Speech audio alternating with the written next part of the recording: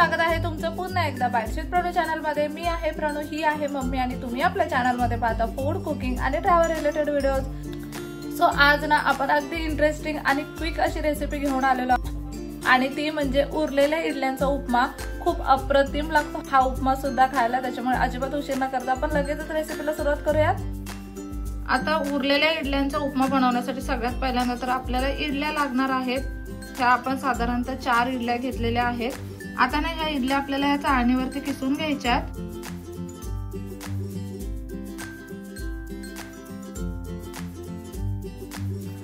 आता कधी कधी काय होतं, भरपूर प्रमाणात घरी इडल्या बनतात आणि घरातलं सांबार सुद्धा संपतं आणि चटणी सुद्धा संपते आणि ना चहा सोबत बऱ्याच लोकांना इडल्या खायला आवडतात, पण ना शिळ्या इडल्या असतील ना तर मात्र खायला कंटाळा करतात। अशा शिळ्या इडल्यांचं काय करायचं असा बऱ्याच वेळा प्रश्न पडलेला असतो, तर त्यावेळी तुम्ही हा उपमा नक्कीच बनवू शकता।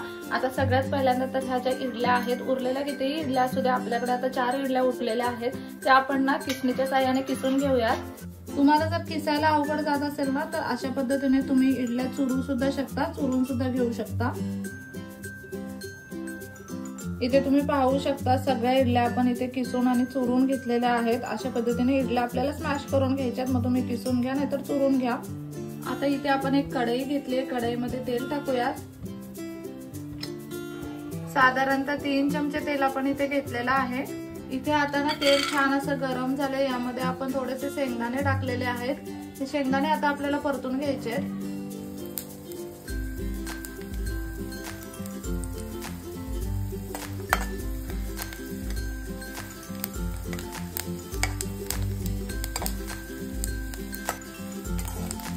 तेलावरती शेंगदाणे मस्त असे आपण परतून घेतलेले आहेत, ते या इडलीमध्ये आपण काढून घेऊयात।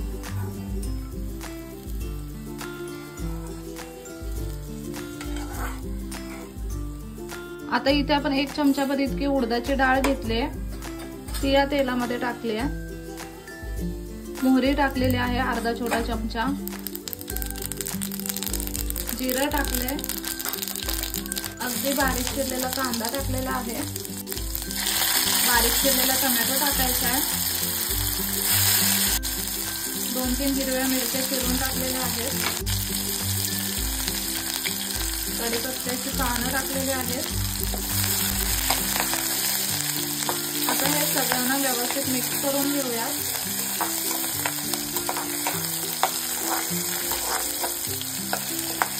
आता यामध्ये आपल्याला किंचितशी हळद टाकायची आहे आणि आता हे जे इडली आणि शेंगदाणे आहेत ते आपल्याला यामध्ये टाकायचे आहेत। हे सगळं आता व्यवस्थित छान असं मिक्स करून घ्यायचं आहे। चवीप्रमाणे मीठ आपल्याला इथे टाकून घ्यायचं।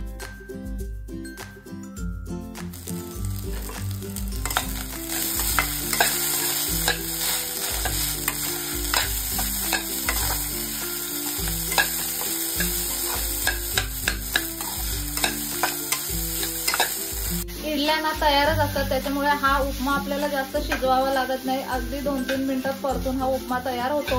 आता साधारणतः 2 मिनिटं हे सगळं एकजीव करून घेतलंय। यामध्ये ना आता थोडीशी साखर टाकलेली आहे आपण, अर्धा छोटा चमचा इतकी, त्याने उपमाला अगदी अप्रतिम अशी चव येते।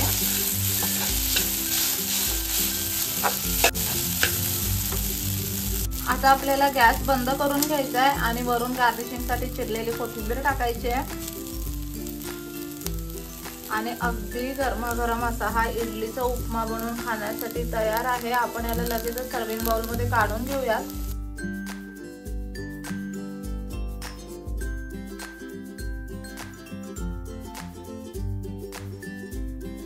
गार्निशिंग साठी वरून थोडीशी बारीक चिरलेली कोथिंबीर टाकूयात।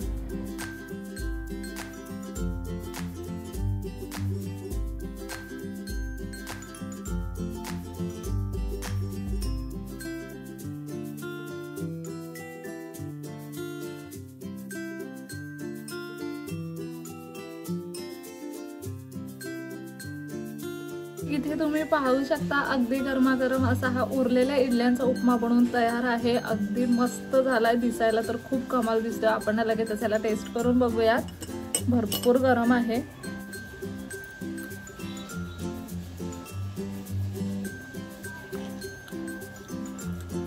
एकदम छान लागतोय. ऍक्च्युली आपण पण हा फर्स्ट टाइमच बनवलाय ना. आम्ही सुद्धा हा फर्स्ट टाइमच बनवलाय. बऱ्याच इडल्या घरी उरलेल्या, म्हटलं आता ह्या इडल्यांचं काय करायचं. आणि इडल्या शिळ्या झाल्या ना की त्या खायला पण छान नाही लागत. आणि ना चटणी वगैरे संपलेली असते, सांबार संपलेलं असतं आणि परत ते बनवायला कंटाळा येतो. अशा वेळी उरलेल्या इडल्यांचं काय करायचं, तर अशा पद्धतीने तुम्ही शिळ्या इडल्यांचा उपमा बनवू शकता. ह्या कालच्या इडल्या आहेत. आज सकाळी मम्मीने फक्त ह्या थोड्याशा वाफवून घेतल्या होत्या आणि त्याच्यानंतर याचा उपमा आपण तयार करून घेतलाय. खूप जास्त कमाल लागतोय. चहा सोबत तुम्ही हा उपमा एन्जॉय करू शकता. कुणाला कळणार सुद्धा नाही की हा इडलीचा उपमा आहे. खूप सुंदर लागतोय ना. तुम्ही पण एकदा ट्राय करून बघा, आवडेल तुम्हाला. खूप सुंदर झालं. कधी कधी ना घरीच काही पदार्थ असतात ज्याच्यातून अजून थोडंसं इनोव्हेशन करून आपण छान असे पदार्थ बनवू शकतो.